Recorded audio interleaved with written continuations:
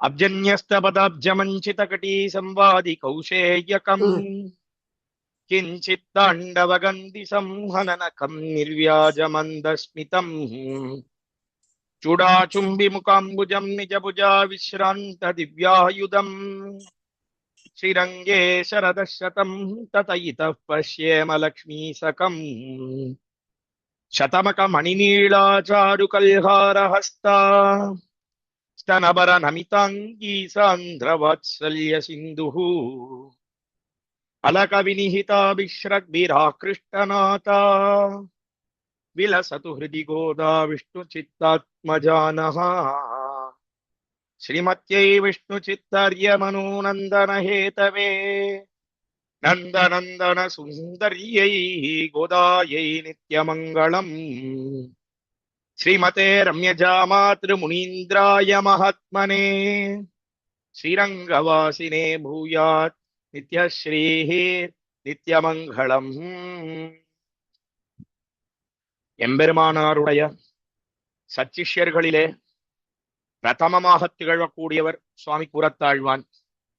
இந்த கூரத்தாழ்வானுடைய திருப்பேரானராக திருவோதரித்தவர் தான் சுவாமி நடுவில் திருவீதி பிள்ள பட்டர் கொண்டாடப்படக்கூடிய சர்வஜ்ய பட்டர்.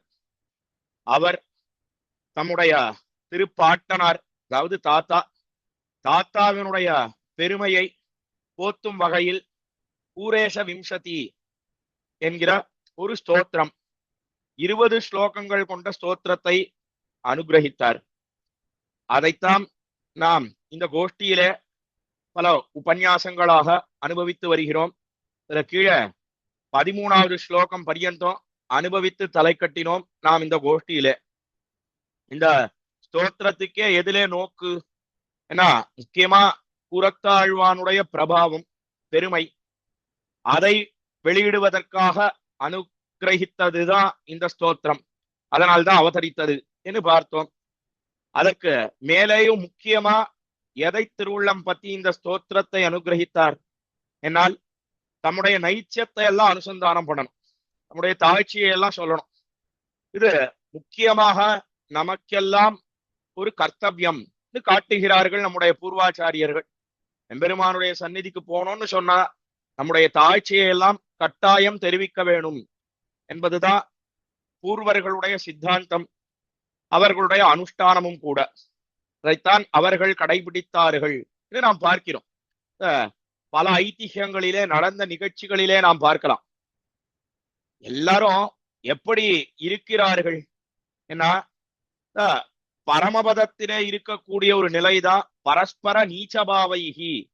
என்ன அடியேன் நீச்சன் அடியேன் நீச்சன் அடியேன் தாழ்ந்தவன் தாழ்ந்தவன்னு எங்க எல்லாரும் சொல்றான், பரமபதத்திலேதான் சொல்றான். அங்கதான் நல்ல ஞானம் ஏற்படுகிறது நம் அனைவருக்கும். ஆனா இங்க எப்படின்னா இங்க எல்லாம் துவம் நீச்சான்னு மத்த பேரை பார்த்து நீ தாழ்ந்தவன் நீ தாழ்ந்தவன்னு நாம எல்லாம் சொல்லிட்டு இருக்கோம். இது முக்கியமா காரணம் என்ன என்னால் சரீரம் படுத்தக்கூடிய பாடு, பிரகிருதி படுத்தக்கூடிய பாடு, சம்சாரம் படுத்தக்கூடிய பாடு நாம் பார்க்கிறோம். இதுக்காக சொல்ல வந்தேன்னா அந்த தாழ்ச்சியை கட்டாயம் நாம் அனுசந்தானம் பண்ண வேணும் என்பதனை திருவுள்ளம் பத்தி தான் என்ன பண்ணினார் இந்த கூரேஷ விம்சத்தியிலே.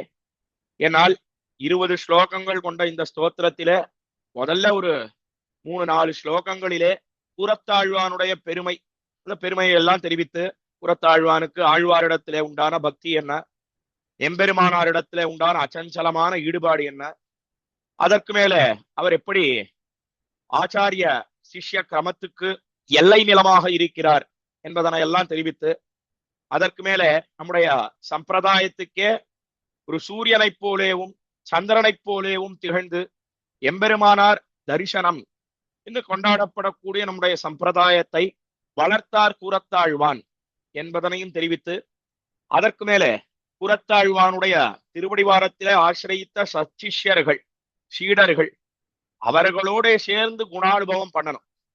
ஆச்சாரிய கைங்கரியம்னு சொன்ன ஆச்சாரியனுடைய குணங்களை அனுபவிப்பது, அதுதான் நாம் பண்ண தகுந்தது. அதை பண்ணக்கடவேன் என்ன தெரிவித்தவர்.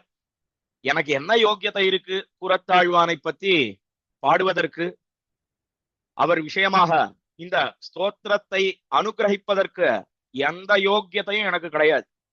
யோக்கியத்தைன்னு சொன்னா குவாலிபிகேஷன் ஆங்கிலத்துல சொல்றோமே, எனக்கு என்ன குவாலிபிகேஷன் இருக்கு, எனக்கு என்ன தகுதி இருக்கு, எதிரே நிற்பதற்கும் யோக்கியத்தை கிடையாது. அதற்கு மேல என்ன தைரியமா அவரை பத்தி பேசுறேன், ஸ்தோத்திரம் பண்ணணும்னு நான் புகழத் தொடங்குகிறேனே, இது எதுல போய் முடியும்? என்னால் அவருக்கு நிந்தனையிலே தான் இது போய் முடியும். என்ன எல்லாம் வரிசையா 8வது ஸ்லோகம் என்ன, 9வது ஸ்லோகம் என்ன, 10வது ஸ்லோகம் என்ன, 11, 12, 13 ஆகிய ஸ்லோகங்களிலே வரிசையா ஒண்ணு மேல ஒண்ணு அடுக்கிண்டு வரார் நடுவில் திருவீதிப்புள்ள பட்டர் என்கிற சர்வக்கிய பட்டர். இதுக்கெல்லாம் காரணம் என்னுடைய பாபம் தான். நான் என்ன பண்றேன்னா, இந்த தேகத்தின் பின்னாடியே போயிட்டு இருக்கேன், அதையே எப்பவும் ரட்சிக்கணும்னு பாடுபடுறேன். ஆத்மாவை பத்தி சிந்தனை பண்ணுவதே கிடையாது. ஆத்மத்துக்கு, ஆத்ம க்ஷேமத்துக்கு, அதுக்கு ஹிதத்தை பண்ணக்கூடிய காரியங்களை எல்லாம் ஒரு நாளும் பண்ணுவதே கிடையாது. அதனால பாவமே செய்து பாவியானேன், என்ன பாப்பத்தையே பண்ணி பொழுதை போக்குகிறேன். இதுக்கெல்லாம் காரணம் சரீர சம்பந்தம் தான். வரிசையா சொல்லிட்டு 12வது ஸ்லோகத்துல என்ன தெரிவித்தார்னா, ஒரு பெரிய நதியிலே நான் தீர்த்தமாடினேன். எந்த நதியிலே தீர்த்தமாடினார்? ஏன்னா திருவரங்கம் பெரிய கோயில்ல காவேரி கொள்ளடம் ரெண்டும் பெருக்கெடுத்து ஓடுறது. உபய காவேரி மத்தியத்திலே தானே சயனிச்சுட்டு இருக்கான் பெரிய பெருமாள் திருவரங்கராஜன்.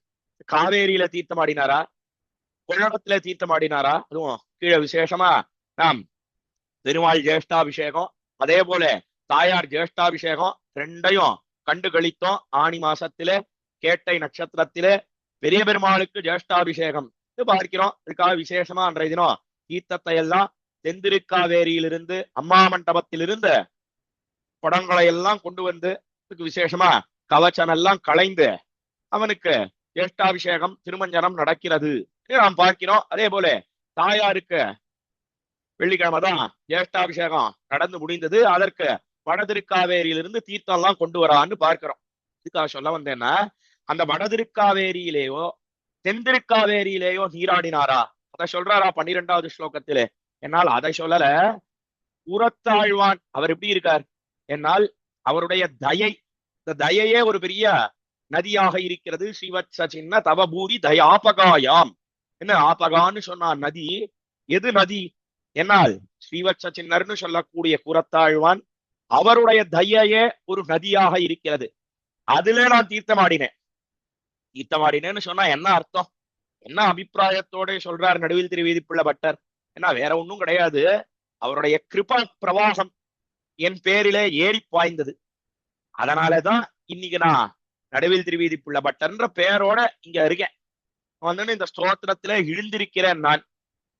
ஆனாலும் கூட ஸ்நாத்வாபி நிர்மலமதோபி மிதம் பச்சோகம், நான் எப்படி இருக்கேன்னா மிகவும் தாழ்ந்தவனாக இருக்கிறேன், நீச்சனாக இருக்கிறேன். அதுக்கு காரணம் என்ன? என்னால் நிந்தியேஷு கர்மனிச்சயேஷு நிரூட புத்திஹி. நிரூட புத்தின்னு சொன்னா உறுதியான ஒரு புத்தி. எதுல என்னுடைய புத்தியானது ஈடுபடுகிறது? என்னால் இதர விஷயங்களிலேயே ஈடுபடுகிறது என்னுடைய புத்தியானது என்னெல்லாம் தெரிவித்து, அதற்கு மேலே 13வது ஸ்லோகத்தில என்ன தெரிவித்தார்? என்னால் ஸ்ரீவத்ச சின்னரே, புறத்தாழ்வானே, தேவரீருடைய திருவடித்தாமர்களை ஆசிரித்தும் கூட நான் இப்படி திரிகிறேன். நான் பண்ணக்கூடிய இந்த காரியங்கள் எல்லாம் தேவரீருக்கே வருத்தத்தை உண்டு பண்ணும். அதனால வருத்தத்தை உண்டு பண்ணும். ஏன்னா சரியா நடக்கலைன்னு சொன்னா ஆச்சாரியன் வருத்தப்படுறான். இதெல்லாம் விவரித்து போன உபன்யாசத்திலே இந்த கோஷ்டியில அனுபவித்தோம். ஆச்சாரியனுடைய கிருத்தியம்னு சொன்னா ஆச்சாரியன் எதிலே ஊன்றி இருக்க கடவன்? என்னால் சிஷ்யனுடைய ஆத்மோஜீவனத்திலே ஊன்றி இருக்க கடவன். என்ன ஜாகிரதையா பார்த்து சிஷ்யன் ஒழுங்கா நடக்கிறானா, சீடன் எதெல்லாம் பண்ணணுமோ அதெல்லாம் பண்றானா, எதையெல்லாம் பண்ணக்கூடாதோ பண்ணாமல் இருக்கானா, அதிலேயே கண்ணும் கருத்துமாக இருக்கக்கூடியவன் தான் ஆச்சாரியன். அது அவனுடைய கர்த்தவியம். அப்படி இருக்கச்ச நான் விபரீதமான நடந்து கொள்றேன், அதனாலே தேவரீருக்கே அது வருத்தத்தை உண்டு பண்ணுகிறது. தேவரீர் தான் அர தாதிருஷ கர்ம சிந்தாம் என்று அந்த சிந்தனையை போக்கி அருள வேணும் என்று தெரிவித்தார். இது பர்யந்தம் நான் இந்த கோஷ்டியில அனுபவித்தோம். தொடர்ந்து 14வது ஸ்லோகத்தை இப்பொழுது அனுசந்தானம் பண்ணி மேலே அர்த்தங்களை அனுபவிக்க பெறலாம். புராதிபாலம் அதிவேல கிருதேன கர்மா ஊலேன யத்சுகமவாப்தமதாபி துக்கம் தச்சக்னுமோனு நிவாரயிதும் ச சோடும் தற்சங்கமேவ வினிவர்த்தயதே பிரபாவாத் என்பது 14வது ஸ்லோகம் கூரேஷ விம்சதியிலே. 13வது ஸ்லோகத்திலே தெரிவித்ததுதான் மறுபடியும் தெரிவிக்கிறார் இந்த ஸ்லோகத்திலே. இதுக்காக மறுபடியும் சொல்றார் சுவாமி. பெரிய காவியம்னு சொன்னா அதுல சொன்னதையே திருப்பி சொல்லக்கூடாது. அப்படி சொன்னா அதற்கு ஒரு தோஷம் உண்டு, ஒரு குத்தம் உண்டு. அதுக்கு என்ன பெயர்னா புனருக்தி தோஷம் என்று பெயர். அதாவது சொன்னதையே திருப்பி சொல்றது என்று சொன்னால் அது ஒரு நாளும் பெரிய உயர்ந்த காவியத்திலே அது இருக்கக்கூடாது. அப்படி இருக்கிறச்சே 13வது ஸ்லோகத்திலே என்ன சொன்னார், கீழே என்ன பார்த்தோம் என்னால் ஹர தாதிருஷ கர்ம சிந்தாம், என்ன என்னுடைய அந்த கெட்ட மனசு, இந்த கெட்ட மனசை நீர் போக்க வேணும் என்ன கீழே பிரார்த்தித்த. எதை போல இருக்கக்கூடிய பிரார்த்தனை? நம்மாழ்வார் இதே பிரார்த்தனையைத்தான் பண்ணினார். ஆழ்வாருடைய கெட்ட மனச எம்பெருமான் போக்கினான். இப்படி போக்கினான் நம்மாழ்வாருடைய திருவாய்மொழியிலே ஒரு பாசுரம் 2ஆம் பத்திலே 7ஆம் திருவாய்மொழி கேசவன் தமர் தொடங்கக்கூடிய பதிகம். அதுல என்ன சொல்றார் ஆழ்வார்னா 2 பாசுரங்களிலே என்னை தீமனம் கெடுத்தாய் மறிவித்தொழும் மனமே தந்தாய் பல்லகானின் வாமணனே ஆழ்வார் 2 பாசுரங்களிலே தெரிவிக்கிறார். சுருக்கமான அர்த்தம் என்னன்னா, என்னை தீமனம் கெடுத்தாய் எம்பெருமானே. ஆழ்வார் எம்பெருமான பார்த்து சொல்றார், நீ என்னுடைய கெட்ட மனச போக்கணும்னு நினைத்த, அதுக்காக என்ன பண்ணினாய்? ஏன்னா கெட்ட மனச போக்குறதுன்னா என்ன அர்த்தம்? மனசை எங்கேயாவது போக்க முடியுமா? ஒரு நாளும் போக்கலாம் முடியாது. அதுக்கு கெட்டதுன்னு சொன்னா என்ன? விபரீதமான எண்ணங்கள், எண்ணங்கள் ஏற்படாமல் பண்ணணும். அப்பதான் அந்த கெட்ட மனசை போக்க முடியும். கெட்ட மனசை போக்குறதுன்னா தப்பிதமா நினைச்சுக்க வேண்டாம். அந்த மனசையே எடுத்துட்டு மாத்தி ஒரு மனச வச்சுட்டாருன்னா அதுவா அர்த்தம்னா வாஸ்தவமா அது அர்த்தம் கிடையாது. ஆனா ஆழ்வார் என்ன சொல்றார் என்ன, அதெல்லாம் நம்ம விஷயத்துல எப்படி கெட்ட மனசை போக்குறதுன்னு சொன்னா இந்த எண்ணங்கள்லாம் ஏற்படாதபடி பண்ண வேணும். கெட்ட எண்ணங்கள் ஏற்படாதபடி நல்ல எண்ணங்கள் ஏற்படும்படி பண்ண வேணும். அதுதான் கெட்ட மனசை போக்குவது. அதே போல ஆழ்வாருடைய கெட்ட மனசை போக்கணும்னு எம்பெருமான் பார்த்தான். பார்த்துட்டு போக்குறதுன்னா என்ன, எண்ணங்கள் எல்லாம் ஏற்படாதபடி பண்ணணும் இல்லையோ. அதுக்காக எம்பெருமான் பார்த்தா அப்படியெல்லாம் போக்க முடியாதுன்னா என்ன பண்ணான்னா புதுசா ஒரு மனசை ஆழ்வார் கொடுத்துட்டானோ. இதான் ஆழ்வார் சொல்றார், என்னை தீமனம் கெடுத்தாய் மறிவித்தொழும் மனமே தந்தாய். என்ன என்னுடைய கெட்ட மனசை போக்கணும்னு எம்பெருமான் பார்த்தான், ஆனா போக்க முடியல. அதுக்காக என்ன பண்ணினா, என்ன ஆழ்வே இந்த மனசு வேண்டாம் உனக்கு, புதுசா ஒரு மனசை கொடுக்குறேன் இந்தாரு அப்படின்னு தன்னுடைய கருவூலத்திலிருந்து புதுசாக ஒரு மனசை எடுத்து கொடுத்தான் ஆழ்வாருக்கு. ஆழ்வார் தெரிவிக்கிறார். விசேஷமா ஈடுபட்டு சுவாமி நம்பிள்ளை திருவாய்மொழியில வியாக்கியானம் பண்ணுகிறார். உரையாசிரியர் உரை தெரிவிக்கிறார். நாமெல்லாம் என்ன பண்ணுவோம் அப்படின்னா, இந்த பாத்திரங்கள்ல கரையெல்லாம் படிஞ்சிடும். பாத்திரங்கள்ல கரை போகணும். பொதுவா வானா, இந்த வானாவை எடுத்து எத்தனையோ கலர்றோம். அதுல கரை படிஞ்சதுன்னு சொன்னா அந்த கரியை அழுக்கெல்லாம் போக்கணும்ன்றதுக்காக நன்னா போட்டு தேய்ன்னு தேய்ப்போம். என்ன பண்ணாலும் போகலன்னா அந்த வானாவை அப்படியே தூக்கி போட்டுட்டு புதுசா ஒரு பாத்திரத்தை போய் வாங்கி விடுறது. பண்றமா இல்லையா? இந்த வானா வேண்டாம்னா என்ன பண்ணாலும் இந்த அழுக்கெல்லாம் போகவே இல்லை அப்படின்னு தூக்கி போட்டுட்டு புதுசா ஒரு வானாவை வாங்கிடுற மூலியம், பாத்திரத்தை வாங்கிடுற மூலியம். அதே போல ஆழ்வாருடைய கெட்ட மனசை போக்கணும்னு எம்பெருமான் பார்த்தா, ஆனா முடியல. அதுக்காக என்ன பண்ணா, என்னால் புதுசா கருவூலம் சொல்லக்கூடிய ஆபரணங்கள் எல்லாம் வைக்கக்கூடிய அறை, அந்த அறையிலிருந்து புதுசாக ஒரு மனசை எடுத்து ஆழ்வாருக்கு கொடுத்தான். ஆழ்வார் தெரிவிக்கிறார். எதுக்காக சொல்ல வந்தேன்னா, அதே போல இங்க என்ன சொல்றார் நடுவில் திருவீதி பிள்ளை பட்டர் என்னால் இந்த 13வது ஸ்லோகம், அதே போல 14வது ஸ்லோகம், 2 ஸ்லோகங்களிலேயும் புறத்தாழ்வானே நீர்தான் இந்த கெட்ட எண்ணத்தை போக்க வேணும். எப்படி ஆழ்வார் திறத்திலே எம்பெருமான் மறிவித்தொழும் மனம் என்று சொன்னால் எம்பெருமானையே வணங்கும்படியான ஒரு மனசை கொடுத்தானோ, அதே போல நீ எனக்கு உன்னையே வணங்கும்படியான ஒரு மனசை கொடுக்க வேணும் என புறத்தாழ்வான் பார்த்து நடுவில் திருவீதி பிள்ளை பட்டர் இந்த ஸ்லோகத்திலே தெரிவிக்கிறார். ஏன் மறுபடியும் இந்த 14வது ஸ்லோகத்திலே அதே விஷயத்தை இன்னும் கொஞ்சம் திருடீகரித்து தெரிவிக்கிறார். அப்ப அந்த புனருக்தி தோஷம் அதிலே ஏற்படாதா கேட்டால் சொன்னதையே திருப்பி சொன்னார்ன்ற தோஷம் இதுல ஏற்படாது. எதனாலேனா மிகவும் முக்கியமான பிரார்த்தனையானபடியினாலே மறுபடியும் தெரிவிப்பதிலே எந்த தவறும் கிடையாது என்று உரையாசிரியராக இருக்கக்கூடிய மகாவித்வானாக எழுந்தருளி இருக்கக்கூடிய ஸ்ரீயுவே திருமலை அனந்தான் பிள்ளை கிருஷ்ணமாச்சாரிய சுவாமி அவர் தம்முடைய இந்த கூரேஷ விம்சதி உரையிலே முதற்கண் எடுத்து காட்டுகிறார். அததான் இந்த ஸ்லோகத்துல என்ன தெரிவிக்கிறார்னா, கூராதிபாலம் அதிவேல கிருத்தேன கர்ம மூலேன யச்சுகம் அவாப்தமதாபி துக்கம். என்ன கூராதிபரே, ஹே கூரேஷரே, நீர் என்ன பண்ண வேணும் தெரியுமா? கூராதிபாலம் அதிவேல கிருத்தேன கர்மா, அதிவேல கிருத்தேன கர்மா, என்னாலே எல்லை கடந்து செய்யப்பட்ட இந்துடைய கர்மம், அதாவது கர்மம்னு சொன்னா இந்த செயலானது எப்படி இருக்கு என்னால் மூலேன யச்சுகம் அவாப்தமதாபி துக்கம், மேலே இந்த வாரியா பார்த்தா சுகத்தை கொடுக்கிற மாதிரி இருக்கு, சந்தோஷத்தை ஏற்படுத்துற மாதிரி இருக்கு. ஆனா உண்மையிலேயே ஆராய்ந்து பார்ப்போமேயானால் அது துக்கத்தைத்தான் கொடுக்கிறது. என்ன மூலேன யச்சுகம் அவாப்தம் அதாபி துக்கம் என்று தெரிவித்து, தச்சக்னுமோனு நிவாரயித்தும் சசோடும், என்ன தச்சக்னுமகானா, எங்களுக்கு அந்த சாமர்த்தியம் இருக்கா? என்ன சாமர்த்தியம் இருக்கா? என்னால் இப்படி துக்கம் ஏற்படுறதே, கஷ்டம் ஏற்படுறதே, அதை நிவாரயித்தும் போக்கிக் கொள்வதற்கு சாமர்த்தியம் இருக்கா? அதாவது வராமல் தடுப்பதற்கு சாமர்த்தியம் இருக்கா? என்னால் அந்த சக்தியும் எங்களுக்கு கிடையாது. அதற்கு மேலே நிவாரயித்தும் சசோடும், ஒருவேளை வந்தா அதை பொறுத்து கொள்ளும்படியான ஒரு மனப்பாங்கு அது இருக்கிறதா? ஏன்னா அந்த மனப்பாங்கும் கிடையாது. அதனாலே தற்சங்கமேவ வினிவர்த்தயத்தே பிரபாவாத், அதுல உண்டான சங்கம்னு சொன்னா ஒரு கூட்டுறவு, அதாவது ஆசை. இந்த ஆசையை தேவரீருடைய பிரபாவத்தாலே பெருமையாலே நீரே போக்கி அருள வேணும். என்ன புறத்தாழ்வானை பார்த்து நடுவில் திருவிதி பிள்ளப்பட்டர் சர்வஜபட்டர் இந்த 14வது ஸ்லோகத்திலே தெரிவிக்கிறார். ஆஹா, தேருன அர்த்தம் என்ன? என்னால் எல்லாம் கடந்து நான் காரியம் பண்றேன், எத்தனையோ விபரீதமான செயல்கள் நடத்தைகளோட கூடியிருக்கிறேன், அதையெல்லாம் அதனாலே ஏற்படக்கூடிய துக்கங்கள் நமக்கு. ஆனா முதல்ல என்ன தோன்றது, இந்த சம்சாரத்திலே இந்த வாழ்க்கை இருக்கே, இது நமக்கெல்லாம் சந்தோஷத்தை கொடுக்கிற மாதிரி இருக்கு. ஆனா உண்மையிலே ஆராய்ந்து பார்த்தோமேயானால் இந்த சந்தோஷம்னு சொல்லக்கூடியது எப்படி இருக்கு? ஏன்னா துக்கமிஸ்ரமான சுகம்தான். இதுக்கு ஒரு கதை தெரிவிப்பதுண்டு நம்முடைய பூர்வர்கள்.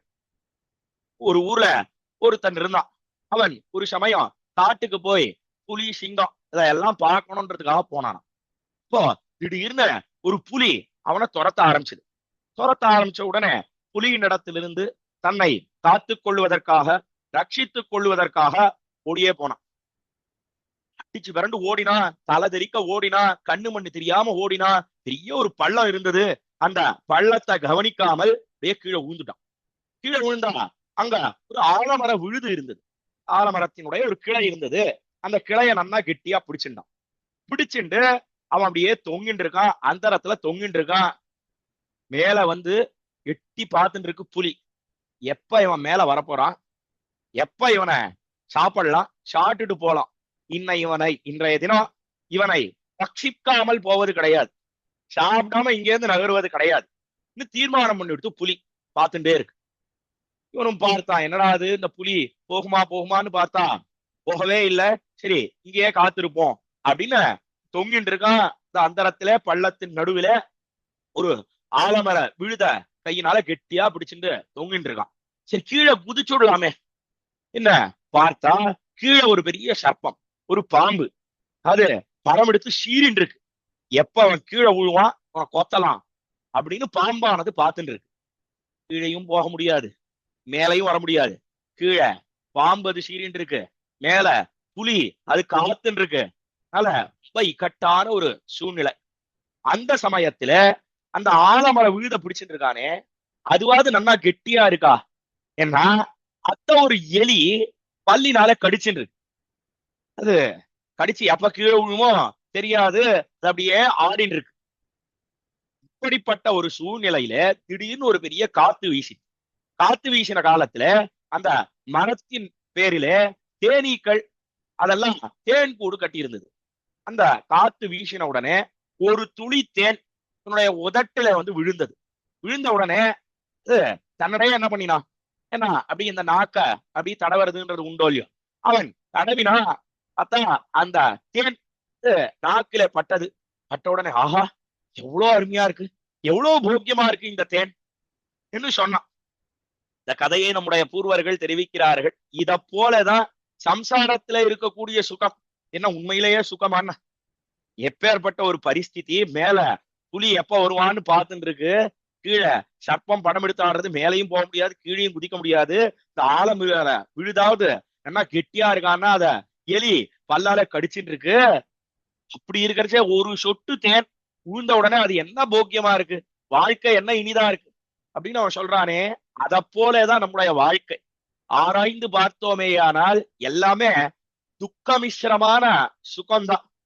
துக்கத்துக்கு நடுவுல கொஞ்சம் சுகம் அப்படி வந்து போறது. நம்முடைய புண்ணிய பாப ரூப அனுகுணமாக கர்மத்துக்கு சேர ஒரேடியா துக்கத்தை எம்பெருமான் கொடுத்தானா ஒரு நாளும் முடியவே முடியாது, நம்மால வாழ்க்கையை நடத்தவே முடியாது. அதனால எம்பெருமான் என்ன பண்றான், என்னால் மிகவும் சாமர்த்தியசாலியாக இருக்கக்கூடிய எம்பெருமான் நடுவுல கொஞ்சம் சுகத்தை இவர்களுக்கு கொடுப்போமேன்னு கொடுக்குறான். அதுவே நமக்கு பெரிய சுகம் மாதிரி தோன்றது. அதைத்தான் இங்க நடுவில் திருவிதிப்புள்ள பட்டர் என்ன தெரிவிக்கிறார், என்னால் மூலேன யச்சுகமவாப்தமதா பிதுக்கம், இந்த சுகம் இருக்கே அது உண்மையிலேயே துக்கம்தான், ஆராய்ந்து பார்த்தால் துக்கம்தான். ஆனா மேலழ பார்த்தால் அது சுகம் என்ன ஒரு தோத்தத்தை அளிக்கிறது, பொய்யும் போலையும் காட்சி அளிக்கிறது. ஆனா உண்மையிலேயே அது சுகம் அன்னு, அது துக்கமே என்ன தெரிவிக்கிறார். தெரிவிச்சுட்டோம். மேல என்ன சொல்றாருன்னா, தச்சக்னுமோனு நிவாரயித்தும் சசோடும், என்ன அதை தடுப்பதற்கோ வந்தால் தாங்கிக் கொள்வதற்கோ எந்த சக்தியும் எங்களிடத்திலே கிடையவே கிடையாது. பெரிய ஆபத்து காலத்துல கஜேந்திராழ்வானுக்கே ஆபத்து ஏற்பட்டது, எங்கேயாவது அவனாலே தடுக்க முடிந்ததோ? ஒரு நாள் முடியலையே. உங்க கஜேந்திராழ்வான்னு சொல்லக்கூடியவன் எப்பேற்பட்ட பக்தியோட கூடினவன், எம்பெருமானிடத்திலே அச்சஞ்சலமான பக்தியை உடையவனாக திகழ்ந்தான். அவன் பூர்வ ஜென்மத்தில நல்ல குலத்தில பிறந்து எம்பெருமானையே அவன் வணங்கி வந்தான். ஏதோ ஒரு சாபத்தினாலே ஒரு யானையாக பிறந்தான். ஆனா பிறந்த காலத்திலேயும் பூர்வ ஜென்ம வாசனையினாலே விசேஷமான பக்தியோட கூடியிருந்தான். தினந்தோறும் மடுக்கரைக்கு போய் அந்த மடுவிலே இருக்கக்கூடிய மடுன்னு சொன்னா நீர்நிலை, தீர்த்தம் பெருக்கெடுத்து ஓடுகிறது, அவ்விடத்திலே இருக்கக்கூடிய புஷ்பத்தை பறித்து எம்பெருமானுடைய திருவடி தாமரைகளிலே அந்த புஷ்பத்தை சமர்ப்பித்து வந்தான். இது தினந்தோறும் அவன் பண்ணக்கூடிய காரியம். கஜேந்திராழ்வான் விருத்தாந்தம் எல்லாருக்கும் நன்னா தெரிஞ்சிருக்கும் அநேகமா. அவன் ஒரு நாள் மடுக்கரைக்கு வந்து சேர்ந்தான். பார்த்தா எங்க பார்த்தாலும் ஒரே வறட்சி, அந்த புஷ்பமே கிடைக்கல. அதனால ரொம்ப தூரம் போனான், இந்த மடுவை நோக்கி ரொம்ப தூரம் நடந்து போனான். அங்க ஒரு முதலை இருந்தது. அந்த முதலையை இந்த கஜேந்திராழ்வான் கவனிக்காமல் அந்த தீர்த்தத்திலே என்ன பண்ணினான்னா அந்த புஷ்பத்தை பறிக்க வேணும் அதற்காக இறங்கின காலத்தில முதலையானது நன்னா கால் ரெண்டையும் அந்த துதிக்கை முழுகும்படியான ஒரு ஆபத்து ஏற்பட்டது. கால் ரெண்டையும் கவ்விக்கொண்டது. அப்பொழுதோ என்ன பண்ணினா, என்னால் கஜேந்திராழ்வான் பார்த்தான், என்னன்னா சாதாரண நீர்ப்புழு தானே, இதுவும் எவ்வளவு பலத்தோட கூடினது, யானைன்னு சொன்னா பெரிய பலத்தோட கூடினது தானே, நம்ம முன்னாடி இந்த முதலையெல்லாம் என்னன்னா பண்ணும், இதுக்காக எம்பெருமான கூப்பிடணுமா என்ன முதல்ல அவன் நினைத்து என்ன பண்ணினான், என்ன அவன் கரைக்கு இழுகிறான். கஜ ஆகர்ஷத்தே தீரே கிரக ஆகர்ஷத்தே ஜலே, என்ன யானையானது கரைக்கு இழுக்க, அந்த முதலையானது நீருக்கு இழுக்க, இப்படி 1000 ஆண்டு தேவமானத்தால பெரிய போராட்டம் நடக்கிறது. ஆனாலும் கூட என்னதான் நல்ல பலத்தோட யானை கஜேந்திராழ்வான் கூடியிருந்தாலும் கூட நீரிலே எதுக்கு பலம் அதிகம்? ஏன்னா நிலத்துல வேணா யானைக்கு பலம் அபாரம், ஆனா நீர்னு வந்து கொடுத்தோம்னா அந்த நீரில வாழக்கூடியது தானே முதலை. தண்ணிலம் இந்த முதலைக்கு நீர், யானைக்கு தண்ணிலம் எது? ஏன்னா அது நீர் கிடையாது. அதனால என்ன பண்ணிட்டுன்னா முதலையானது நன்னா பிடிச்சு இழுத்துடுது. இந்த காலத்துல துதிக்கை முழுகும்படியான ஆபத்து வந்த காலத்திலேதான் நாராயணாவோ மணிவண்ணா நாகணையாய் வாராயன் ஆரிடர் அணீக்காய் என்ன காலத்துல தெரிவிக்கிறாரே சிறிய திருமடலிலே திருமங்கையாழ்வார் பாசுர பிரகாரம் பதிமூலமேன்னு அழைத்தான் அக்காலத்திலே கஜேந்திர ஆழ்வார். இதுக்காக சொல்ல வந்தேன் என்னால் இந்த ஸ்லோகத்துல என்ன தெரிவிக்கிறார் என்னால் தச்சக்னுமோனு அனிவாரைத்தும் சசோடும் பெரிய ஆபத்து ஏற்பட்டது அந்த கஜேந்திர ஆழ்வானுக்கு. எங்கேயாவது ஆபத்து வராமல் தடுக்க முடிஞ்சதோ? முடியல. சரி, ஆபத்து வந்த பிற்பாடு உடனே போராடினான், பொறுத்து கொண்டு அவனால இந்த ஆபத்திலிருந்து தன்னை நீக்கிக் கொள்ள முடிந்ததோ? என்ன தடுக்கவும் முடியல, நீக்கிக் கொள்ளவும் முடியல. அரை குலைய தலை குலைய மடுக்கரைக்க ஓடி வந்தான். அக்காலத்திலே கஜேந்திர ஆழ்வானுடைய கூக்குரலை கேட்டானோ இல்லையோ, எப்படி ஓடி வந்தான் அற்புதமாக தெரிவிக்கிறார் சுவாமி பராசர பட்டர் தம்முடைய ஸ்ரீரங்கராஜ ஸ்தவத்திலே. அதந்திரித சமூபதி பிரைதஹஸ்தமஸ்வீகிருத பணைத மணி பாதுகம் கிமிதி சாகுலந்தப்புரம் அவாஹன பரிஷ்கிரியம் பதகராஜமாரோஹதஹ கரிப்பிரவர பிரம்ஹிதே பகவத ஸ்வராயை நமஹ தெரிவிக்கிறார் ஒரு ஸ்லோகத்திலே ஸ்ரீரங்கராஜ ஸ்தவத்திலே உத்தர சதகத்திலே சுவாமி பராசர பட்டர். அதந்திரித சமூபதி பிரஹிதஹஸ்தம் என்ன எம்பெருமான் எழுந்திருந்தான். எங்க இருந்து எழுந்திருந்தான்? பரமபதத்தில இருந்து எழுந்திருந்தானா காலத்துல. எப்பொழுதுன்னா கஜேந்திர ஆழ்வான் கூக்குரலிட்டானே அந்த சமயத்திலே எழுந்திருந்தான். எழுந்திருந்த கைய உதறினான். யாருடைய கைய உதறினான்? என்னால் சேன முதலியாருடைய கைய உதறினான் அக்காலத்தில. எப்பவும் எம்பெருமான் எழுந்திருந்தான்னு சொன்னா சேன முதலியார் இருக்கிறாரே, அதாவது அவர் தான் படை தளபதி. நிக்கணும் கோயிலெல்லாம் விசேஷமா எம்பெருமானுக்கு உற்சவம்னு சொன்னா முதல் நாள் சேன முதலியார் புறப்பாடுன்னு பார்க்கிறோம். எதுக்காக சேன முதலியார் புறப்பாடு? அவர் தான் போய் சோதனை பண்ணிட்டு வரணும். நகரத்துல எல்லாம் எந்த ஆபத்தும் இல்லையா, எந்த இன்னல்களும் இல்லையா, இடையூறு இல்லையா, என்ன சோதனை பண்ணிட்டு வரணும். அந்த புறப்பாட்டுக்கே நகர சோதனை என்ன பெயர். இதான் நாம் திவ்ய தேசங்களிலே உற்சவம் பிரம்மோற்சவத்துக்கு முதல் நாள் சேவிக்கிறோம். அதே போல அந்த சேன முதலியார் இருக்கிறாரே, அவர் தான் படை தளபதி. அதனால அவர் தான் போவார், அவர் போய் பார்த்துட்டு வருவார். அதே போல பரமபதத்துல எம்பெருமான் எழுந்திருந்தான்னு சொன்னா கையில கொடுத்து இறக்கணும். கைய கொடுத்து எம்பெருமான் கைய பிடிச்சு அந்த திவ்ய சிம்மாசனத்திலிருந்து கீழே இறக்கணும். எதுக்காக இப்படி இறக்கணும் சுவாமி? எம்பெருமானுக்கு தனக்கே இறங்க தெரியாதா? நீங்கன்னா தலையெல்லாம் சுத்துமா எழுந்திருந்தா? பிளட் பிரஷர் எல்லாம் உண்டா? அதெல்லாம் கிடையாது. ராஜாவுக்கு கொடுக்கக்கூடிய கௌரவம் லோகத்திலேயே நாம் பார்க்கலாம். பெரிய ராஜா இருக்கான்னு சொன்னா சட்ட சபைக்கெல்லாம் போயிட்டு அவன் அந்த சபையிலிருந்து இறங்கினான்னு சொன்னா கைய பிடிச்சு இறக்குறான்னு பார்க்கிறோம். சாதா ராஜாக்களுக்கே இது ஏற்படுறதுன்னா ராஜாதி ராஜனாக இருக்கக்கூடிய எம்பெருமான் அவனுக்கு பண்ணாமல் இருக்கலாமா? அதனாலே அந்த கைலாகை கொடுத்த இதைத்தான் இந்த ஸ்லோகத்திலே தெரிவிக்கிறார். அதந்திரித சமூபதி பிரைதஹஸ்தம் என்ன அந்த கைலாக கொடுத்தா இந்த கையை பிடிச்சு வதறி தள்ளுட்டான் எம்பெருமான் அக்காலத்தில. கஜேந்திராழ்வானுக்கு ஆபத்து ஏற்பட்டிருக்கு. இதெல்லாம் பண்ணிட்டு இருந்தா சீக்கிரமா போக முடியுமா? அதனாலே கையை தட்டினான். அதற்கு மேல பிரணீத மணிபாதுகம் கிமிதி சாக்குல அந்தப்புரம் பிரணீத மணிபாதுகம். அதற்கு மேல மணிபாதுகைகள், ரத்ன கச்சிதமான பாதுகைகள் திருவடியிலே அணியக்கூடியது காலணிகள்னு நாம சொல்றோமே, அதைத்தான் பாதுகைகள் தெரிவிப்பார்கள்.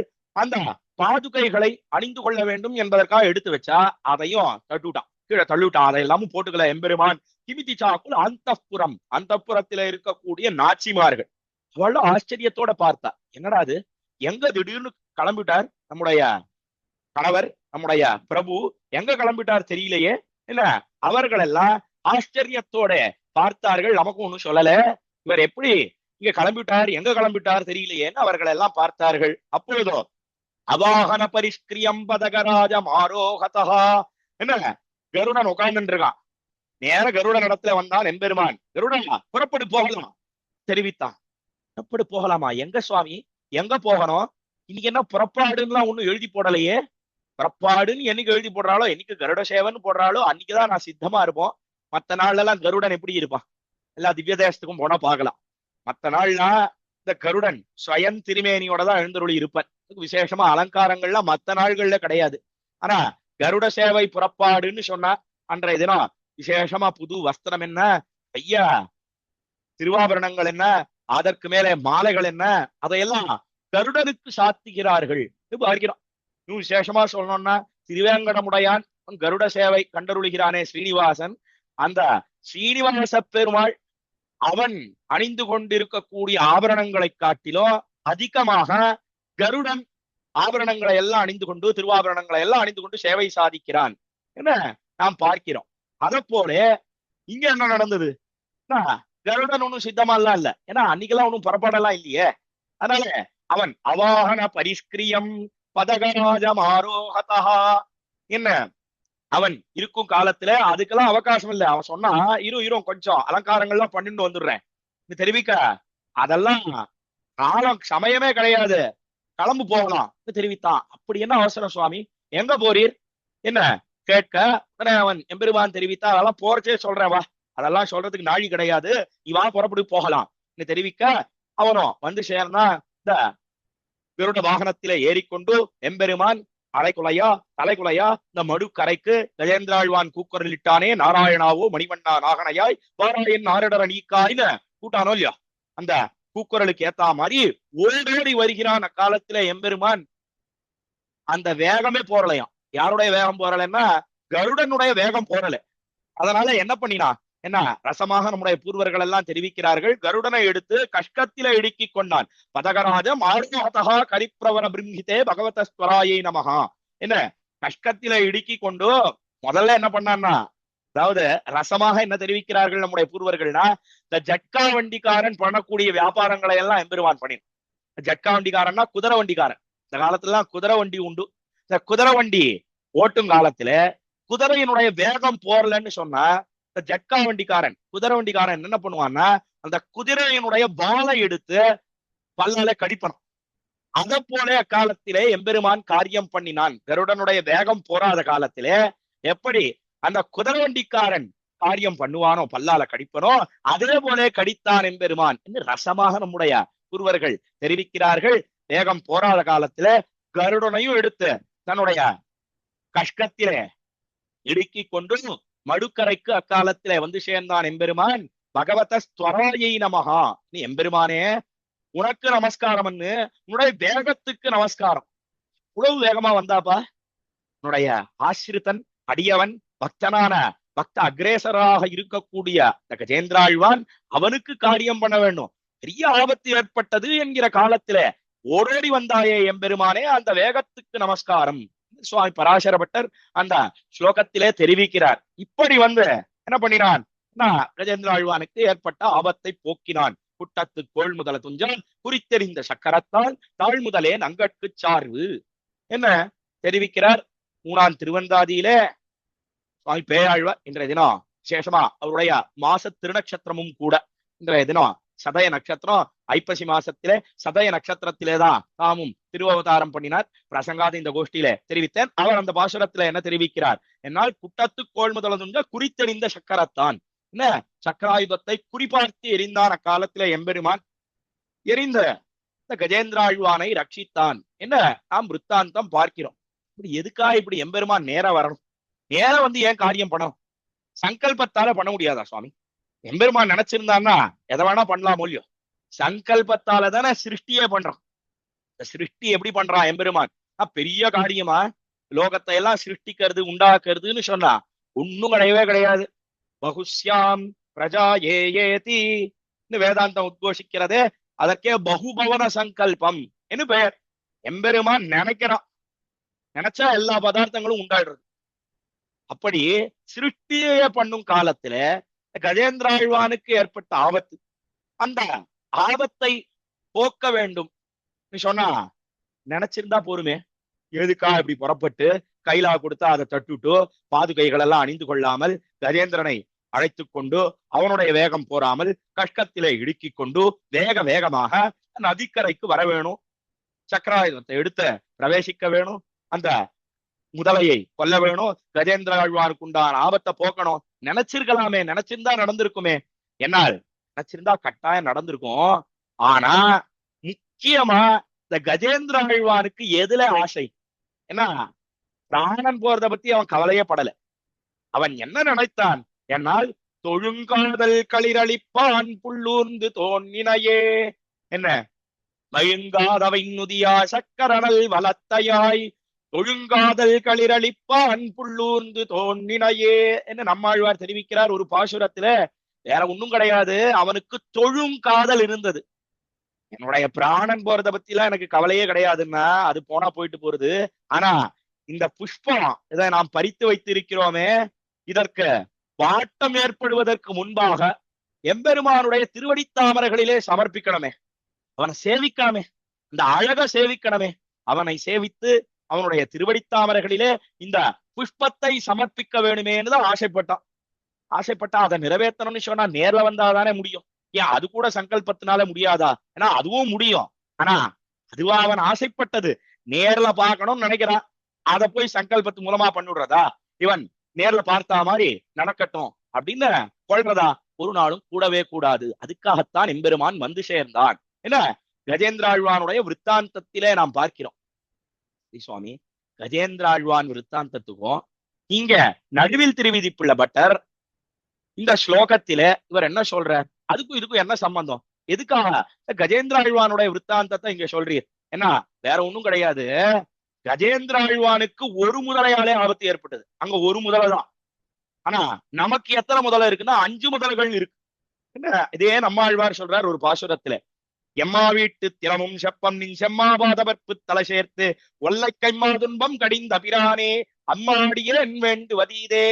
எம்பெருமானே, ஒல்லை கைமா துன்பம் கடிந்த பிரானே.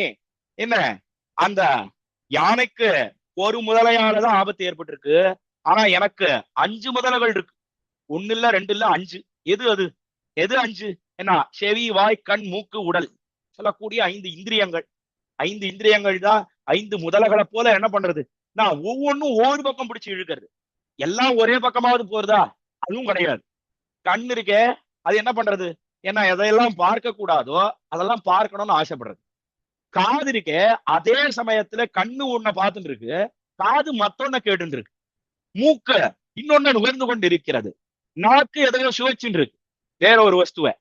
அதே சமயத்துல இந்த துவக்கிந்திரியமானது வேற எதையோ ஸ்பர்சித்துக் கொண்டிருக்கிறது. இப்படி ஒவ்வொன்னும் ஒவ்வொரு பக்கம் பிடிச்சு இழுக்கிறது. கஜேந்திராழ்வானுக்காவது ஒரு முதலை தான், நமக்கு 5 முதலைகள். அதற்கு மேல அங்க ஒரு மடுதான் இருந்தது. இங்க சம்சாரம்னு சொல்லக்கூடிய ஒரு பெரிய மடு, அதுல நாம் திக்குமுக்காடி கொண்டிருக்கிறோம். அதனால என்ன சொன்னார் இந்த ஸ்லோகத்திலே நடுவில் திருவிதிப்புள்ள பட்டர்? என்னால் தச்சக்னுமோனு நிவாரயித்தும் சசோடும். இது பெரிய ஆபத்து ஏற்பட்டது. கஜேந்திராழ்வானுக்காவது ஒரு முதலையினாலேதான் ஆபத்து ஏற்பட்டது. ஆனா எனக்கு 5 முதலைகள் இருக்கின்றன. அந்த ஆபத்தை தடுப்பதற்கும் எனக்கு சக்தி கிடையாது. அது வந்தா அதை போக்கிக் கொள்வதற்கும் என்னிடத்துல எந்த சக்தியும் கிடையவே கிடையாது. அதனாலே பண்ண வேண்டியது என்ன? என்னால் அச்சங்கமேவ வினிவத்தயத்தே பிரபாவாத். எனக்கு உரத்தாழ்வானே, தேவரீருடைய பிரபாவத்தினாலே, பிரபாவம்னு சொன்னா மிகச்சிறந்த பெருமை. அந்த பெருமையாலே என்ன பண்ணணும்? என்ன பெரிய ஆபத்தை போக்க வேணும் என்ன தெரிவித்து தலை கட்டுகிறார். எம்பெருமான் போக்கினா ஆபத்தை, புறத்தாழ்வான் போக்குவாரா ஆபத்தை? அடுத்தபடியா கேள்விக்கு என்ன சமாதானம் தெரிவிக்கிறார்கள் என்னால் ஒன்றும் கிடையாது. திருவரங்கம் பெரிய கோயிலுக்கே அந்த காலத்துல ஆபத்து ஏற்பட்டது. அந்த ஆபத்தை போக்குவதற்கு யாரை தேர்ந்தெடுத்தார் அக்காலத்திலே என்னால் புறத்தாழ்வானத்தான் தேர்ந்தெடுத்தார். அப்படியா? திருவரங்கம் பெரிய கோயிலுக்கு என்ன ஆபத்து ஏற்பட்டது? என்ன ஒன்றும் கிடையாது. இந்த காலத்துல ஒரு ராஜா இருந்தான். அவன் தீவிர சைவனாக இருந்தான். அவனுக்கு இந்த அதர்வ வேதம் அந்த பிரக்கிரியையில அநேகம் அந்த மாந்திரிக தாந்திரிகங்கள் அதெல்லாம் அறிந்து கொண்டவனாக இருந்தான். அவன் என்ன பண்ணினான்? என்னால் கண்ணில அஞ்சனம் இட்டு கொண்டு ஒரு மையை இட்டு கொண்டு எல்லா ஊர்களுக்கும் போய் திவ்ய தேசத்து எம்பெருமான்கள், இந்த எம்பெருமான்களுடைய அழகையெல்லாம் வசீகரித்து அவையெல்லாம் அந்த மை மூலமாக அஞ்சனத்தின் மூலமாக எடுத்து அபகரித்து கொண்டு போய்கொண்டிருந்தான் ஒருத்தன். அவன் திருவரங்கம் பெரிய கோயிலுக்கும் வரப்போறான். இதே போல நம்பெருமாளுக்கும் ஆபத்து ஏற்பட போகிறது என்பதனை அறிந்தார் அக்காலத்திலே சுவாமி ராமானுஜர். ரொம்ப வருத்தப்பட்டார். ஐயோ, என்ன பண்ணுவோம் தெரியலையே. தன காலம் தென்னரங்கர் செல்வமுத்தும் திருத்தி வைத்தான் வாழியே. என்ன எல்லா செல்வங்களையும் திருத்தி சீர்திருத்தங்களை எல்லாம் பண்ணி எம்பெருமானுடைய செல்வத்தை எல்லாம் நாம் ஜாக்கிரதையாக ரட்சித்து கொண்டு வந்திருக்கிறோம். நாதமுனிகள் தொடங்கி இன்றளவும் இந்த சம்பிரதாயமானது செவ்வனே சீரும் சிறப்புமாக எல்லாராலும் ஜாக்கிரதையாக ரட்சிக்கப்பட்டு வருகிறது. நீ ஒருத்தன் வந்து எம்பெருமானுடைய அந்த அழகையெல்லாம் திருடி கொண்டு போக போகிறானே, இந்த வருத்தத்தோடு இருந்தார் சுவாமி ராமானுஜர். அப்பொழுதோ சுவாமி ராமானுஜருடைய ஆச்சாரியராக இருக்கக்கூடிய பெரிய நம்பிகள் நேரம் வந்த எம்பெருமானுக்கு ஆபத்து, பெரிய ஆபத்து ஏற்பட போகிறது, இந்த ஆபத்தெல்லாம் நீங்கணும்னு சொன்னா யார் இடத்துல பிரார்த்திக்கணும்? என்ன, நமக்கு ஆபத்து ஏற்பட்டாலும் எம்பெருமான் தான் போகணும், எம்பெருமானுக்கு ஆபத்து ஏற்பட்டாலும் எம்பெருமான் தான் போகணும். வேடிக்கையா அடி என்னுடைய திருப்பாட்டனார் தாத்தா கதை தெரிவிப்பார். ஒரு ஊர்ல ஒரு சுவாமி இருந்தார். அவருக்கு பல சீடர்கள் சிஷ்யர்கள் இருந்தார்கள். ஆச்சாரியராக திகழ்ந்தார். அவர் ஒரு சமயம் என்ன பண்ணினார், என்ன திருவரங்கம் பெரிய கோயில்ல எழுந்தருள் இருக்கும் காலத்துல அங்கேருந்து புறப்பட்டு பக்கத்துல ஏதோ ஒரு ஊருக்கு போறதுக்காக என்ன பண்ணார், என்ன இந்த காலத்துல நடந்து போறதுதான் வழக்கம், அதுவும் காவேரி அதை கடந்து போக வேணும். அதுக்காக என்ன பண்ணினார்னா, கூட ஒரு சிஷ்யனை அழைத்து கொண்டு நேராக காவேரியை கடக்க வேணும் என்பதற்காக நேரம் வந்தா நல்லா ஐப்பசி மாசம் உபய காவேரி பெருக்கெடுத்து ஓடுறது, அப்பார வெள்ளம், பார்த்தாலும் ஒரே ஜலம், எப்படி போறதுன்னு தெரியல. திகைத்து நிற்கிறார் அக்காலத்துல ஆச்சாரியன்.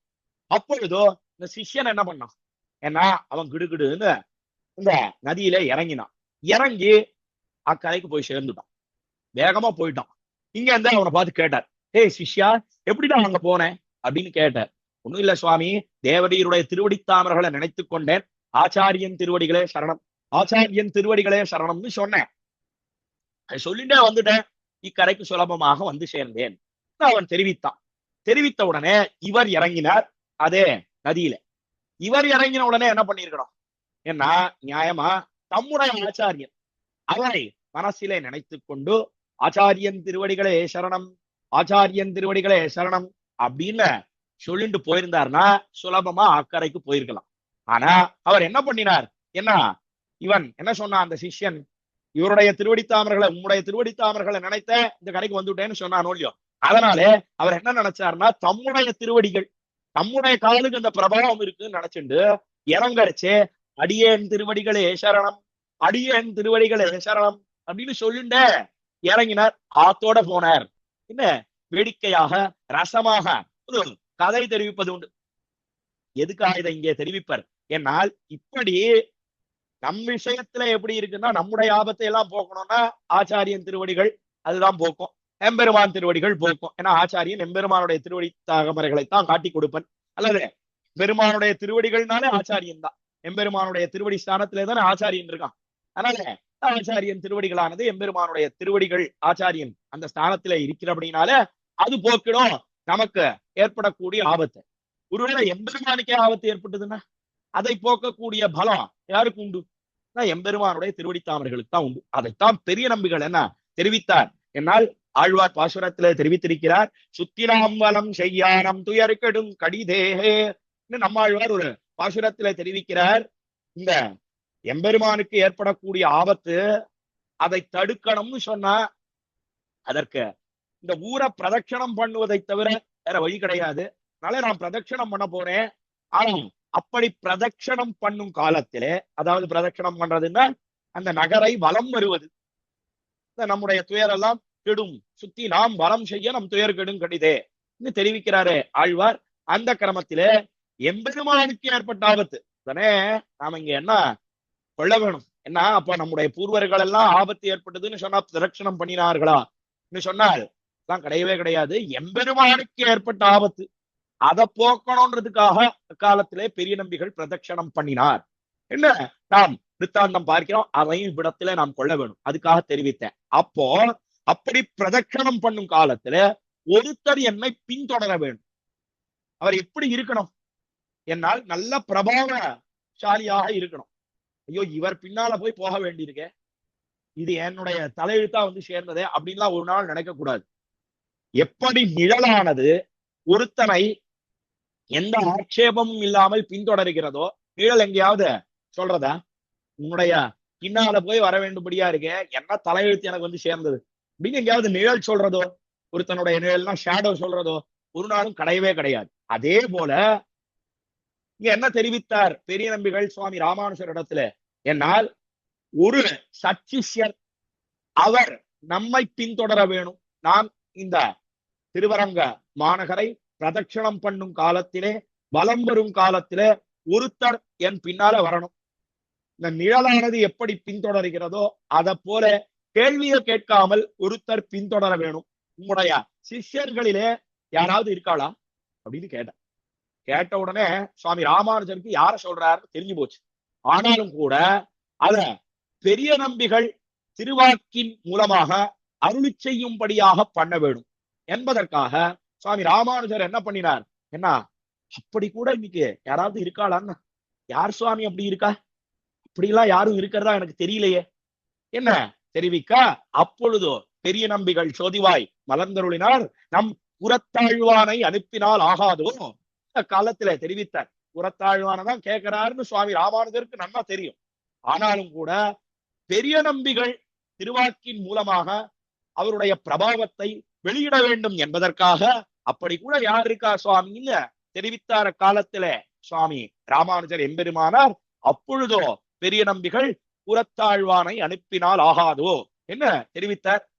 இந்த ஐதிஹ்யத்தை நடந்த நிகழ்ச்சியை எவ்விடத்திலே தெரிவிக்கிறார்கள் என்னால் பலரடியாறு முன் வருளிய பாம்பனையப்பன் அமர்ந்துரையும் என்ன நம்மாழ்வாருடைய ஒரு பாசுரம் திருவாய்மொழியில 7ஆம் பத்திலே 10ஆம் திருவாய்மொழி.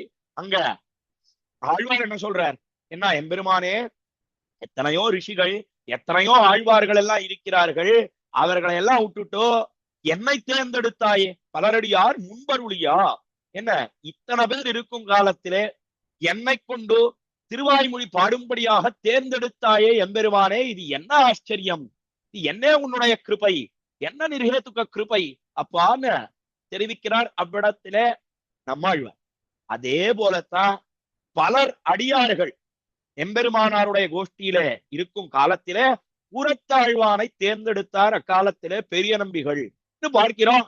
திருவரங்க மாநகருக்கே ஏற்பட்ட ஆபத்து, அஞ்சனம் விட்டு அவன் இந்த அழகையெல்லாம் அபகரித்துக் கொண்டு போகிறான்னு கீழே அனுபவித்தோம் இல்லையா, அதை போக்குவதற்கு யாரை தேர்ந்தெடுத்தார் அக்காலத்திலே பெரிய நம்பிகள் என்னால் புறத்தாழ்வானை தேர்ந்தெடுத்தார்னு பார்க்கிறோம். அதைத்தான் திருவுள்ளத்திலே கொண்டு இங்க நடுவில் திருவீதிப்புள்ள பட்டர் அவர் என்ன தெரிவிக்கிறார் என்னால் தே பிரபாவாத் புராதிபாலம் அதிவேல கிருதேன கர்ம மூலேன யச்சு கமவப்தமதாபி துக்கம் அச்சக்னுமோனுன நிவாரயிதும் ச சோடும் தற்சங்கமேன வினிவர்த்தயதே பிரபாவாத்.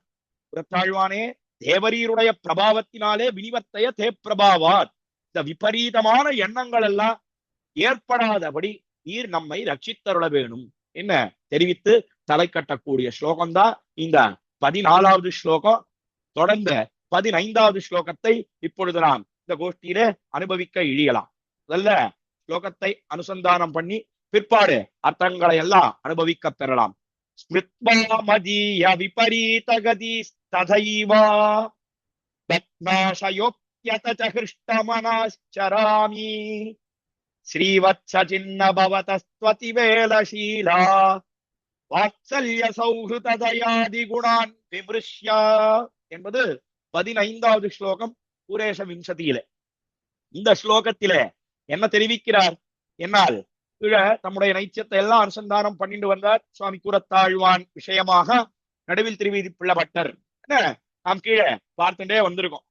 இப்போ என்ன சொல்றார் இந்த ஸ்லோகத்திலே என்னால் ஸ்ரீவத்ஸ சின்னரே குரத்தாழ்வானே ஸ்மிருத்வா மதிய விபரீத கதி ததைவா, மதிய விபரீத கதி அடியனுடைய செயல்கள் அந்த அடியனுடைய நடத்தை நடவடிக்கை அதெல்லாம் எப்படி இருக்கு என்னால் நியாயத்துக்கு புறம்பாகத்தான் இருக்கிறது, எல்லாம் அநியாயம்தான், அநியாயத்தை தான் நான் பண்ணிட்டு இருக்கேன் என்று தெரிவித்து அதனாலே எனக்கு எப்படிப்பட்ட ஒரு எண்ணம் ஏற்படுகிறது என்னால் அபி நமக்கு ஒரு நாளும் நன்மை கிடைக்கவே கிடைக்காது என்கிற மனம், அந்த மனம் அது எண்ணம் அந்த மனத்திலே முதல்ல ஏற்படுது.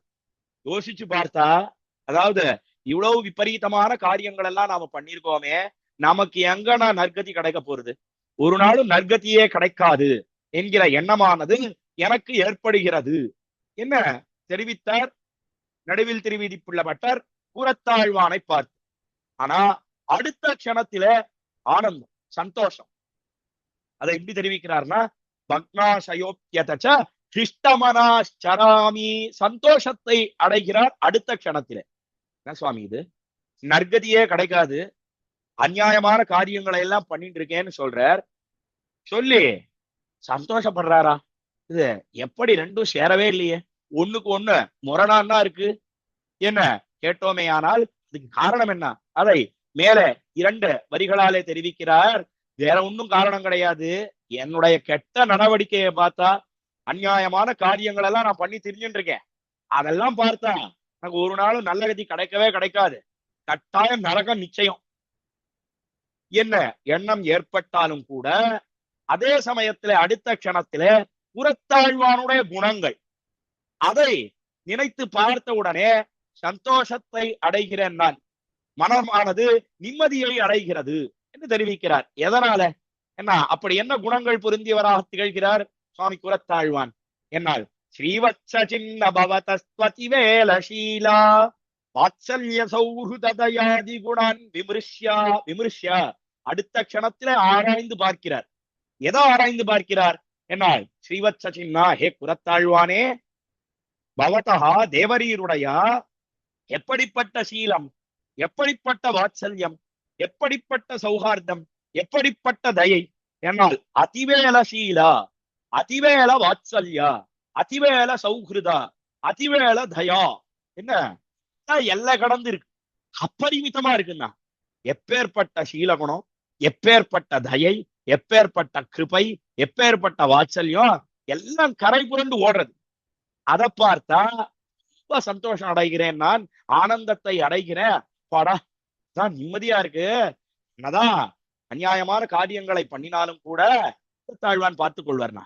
குரத்தாழ்வான் இருக்கார், அவர் எப்படி இருக்கிறார் என்னால் அதிவேல சீலா, சீல குணத்தோட கூடியிருக்கிறார். சீலம் சீலம்னு சொன்னா என்ன அர்த்தம்? என்னால் அறப்பெரியவன் தாழ்ந்தவனோட புறையற கலந்து பரிமாறுகிறான்.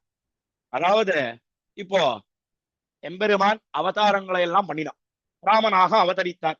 ராமனாக அவதரித்த காலத்துல எத்தனையோ பேரோட சக்கியம் பண்ணினான், எத்தனையோ பேரோட பழகினான். முக்கியமா முதல்ல யார் எடுத்து காட்டுறான்னா, குகப்பெருமாளைத்தான் எடுத்து காட்டுகிறார்கள். இந்த குகப்பெருமாள் இடத்துல அவனுடைய சௌசீல்யம், சீலம்னு சொல்லக்கூடிய குணம் அது வெளிப்பட்டது, பிரகாசித்தது என்று நாம் பார்க்கிறோம். தான் திருமங்கை ஆழ்வார் சொல்றார், ஏழை ஏதலன் கீழ்மகன் என்னாதிரங்கி மத்தவர்க்கின் அருள் சுரந்து மழமான்பட நோக்கி உண்டோகி உம்பியம்பியன் ஒழிந்திலைன்னு தெரிவிக்கிறார். அதாவது ஏழை குகன் எப்படி இருந்தான், என்ன மிகவும் ஏழையா இருந்தான். ஏழைன்னு சொன்னா என்ன சுவாமி, அவனிடத்துல பணம் காசு கிடையாதா? நாமெல்லாம் யாரை பார்த்து ஏழைன்னு சொல்றோம்? என்ன பணம் காசு இல்லைன்னு சொன்னா ஏழைன்னு சொல்றோம். அதனால ஏழையாக இருக்கிறானா? என்ன கிடையவே கிடையாது. இப்படி இருக்கான்னா பெரிய செல்வந்தனா இருக்கான். தத்ர ராஜா குஹோ நாம ராமஸ்ய ஆத்ம சமஸ்தகா, என்ன பெரிய ராஜா, ஆயிரக்கணக்கான ஓடங்களுக்கு எல்லாம் சொந்தக்காரனா இருக்கான்.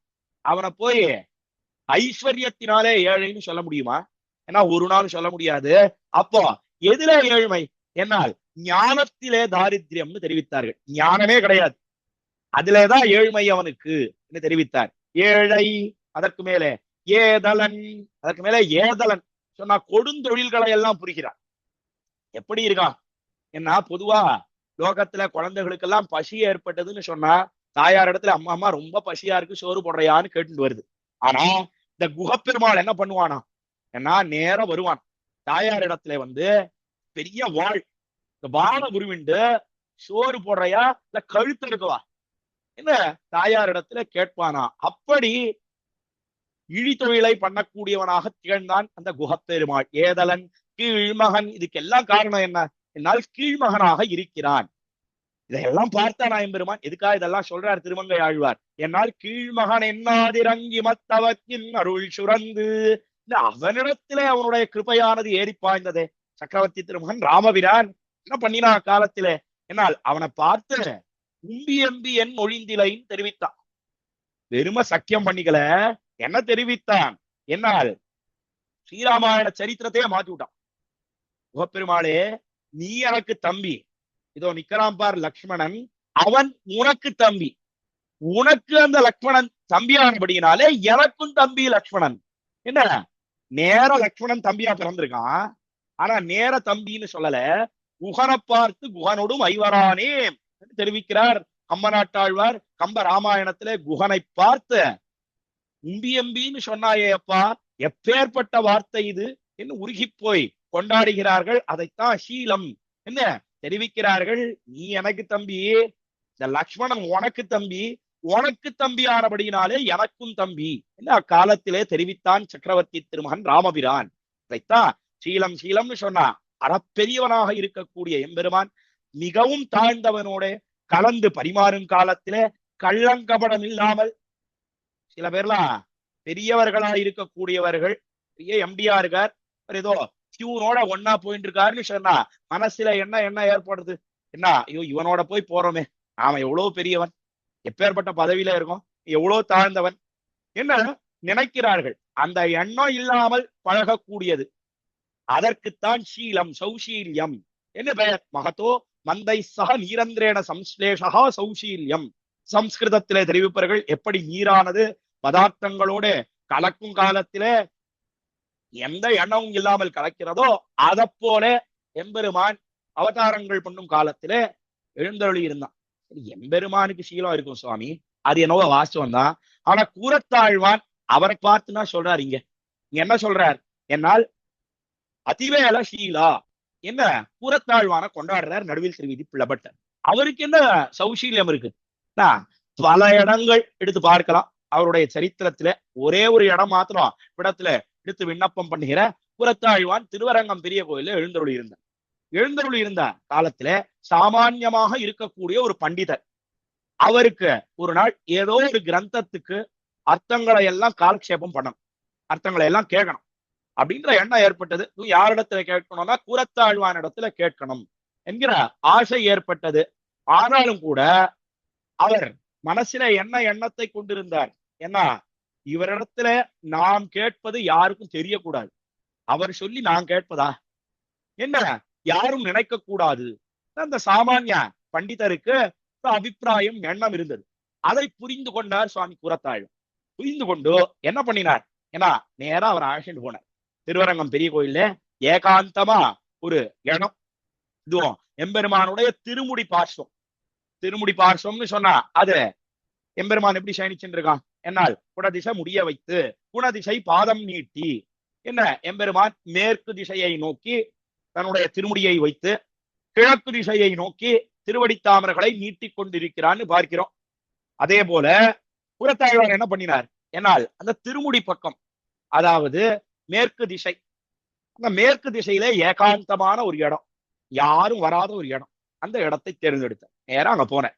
அங்க போய் சாமானிய பண்டிதர் அர்த்தங்களை எல்லாம் கேட்கணும்னு ஆசைப்பட்டாரோ இல்லையோ, அவர் கூட வந்திருக்க. அவருக்கு அந்த கிரந்தத்தை வைத்துக்கொண்டு புஸ்தகத்தை வைத்துக்கொண்டு அந்த அர்த்தங்களை எல்லாம் அவருக்கு சொல்லிட்டு இருக்கார் சுவாமி கூரத்தாழ்வான். இப்ப திடீர்னு அந்த பக்கத்துல யாரோ ஒரு சுவாமி வந்துட்டான். வந்த உடனே என்ன பண்ணினார் கூரத்தாழ்வான், என்ன ஷட்டுன்னு அவரிடத்துல இருந்தது புஸ்தகம், அதாவது ஷீடர் புஸ்தகத்தை வச்சு வாசித்து கொண்டு இருக்கிறாரு, அந்த புஸ்தகத்தை தாம் கையிலே வாங்கி கொண்டார். எதனால இப்படி பண்ணினார் சுவாமி கூரத்தாழ்வான், என்ன இவர் என்ன அபிப்பிராயம், என்னதான் சாமான்யமான பண்டிதனாக இருந்தாலும் கூட எப்பேற்பட்ட பிரபாவத்தோட கூரத்தாழ்வான் கூடியிருக்கார். மேதாவிலாசத்தை கீழேயே நாம் அனுபவித்தோம். ஸ்ரீபாஷ்யத்தை ஒரே தடவை வாசிச்சுட்டு எம்பெருமானார் ஸ்ரீபாஷ்யம் எழுதுவதற்கு, அதாவது போதாயன விருத்தி கிரந்தத்தை வாசித்து எம்பெருமானார் அந்த ஸ்ரீபாஷ்யம் எழுதுவதற்கு உறுதுணையாக இருந்தார் சுவாமி கூரத்தாழ்வான். கீழேயே நாம் உபன்யாசத்தில அனுபவித்திருக்கிறோம். அப்பேற்பட்ட மேதாவிலாசத்தோட கூடின கூரத்தாழ்வான் அவர் என்ன பண்ணினார், ஏன்னா இந்த சீடர், இந்த சாமான்யமா இருக்கக்கூடிய பண்டிதர், அவர் இவரிடத்துல வாசிப்பது யாருக்கும் தெரியக்கூடாதுன்னு நினைச்சாரோ இல்லையோ, அதனால அங்க என்ன ஒரு பாவனா பண்ணினார் சுவாமி கூரத்தாழ்வான், நான் அந்த புஸ்தகத்தை வாங்கி அவரிடத்துல, அதாவது அந்த சாமானிய பண்டிதரிடத்துல கூரத்தாழ்வான் அர்த்தங்களை எல்லாம் கேட்கிறார் என்று பார்ப்பவர்கள் நினைக்க வேணும் என்று ஒரு சூழ்நிலையை ஏற்படுத்தினார் அக்காலத்திலே கூரத்தாழ்வான் என்று பார்க்கிறோம். எப்பேற்பட்ட சீலகுணம், உண்மையிலேயே பார்த்தா அறப்பெரியவர் இவர். அறப்பெரியவராக இருக்கக்கூடிய கூரத்தாழ்வான் இந்த கிருத்தியத்தை பண்ணினார். அதைத்தான் அதிவேல சீலா, இப்படி பல இடங்கள் உண்டு.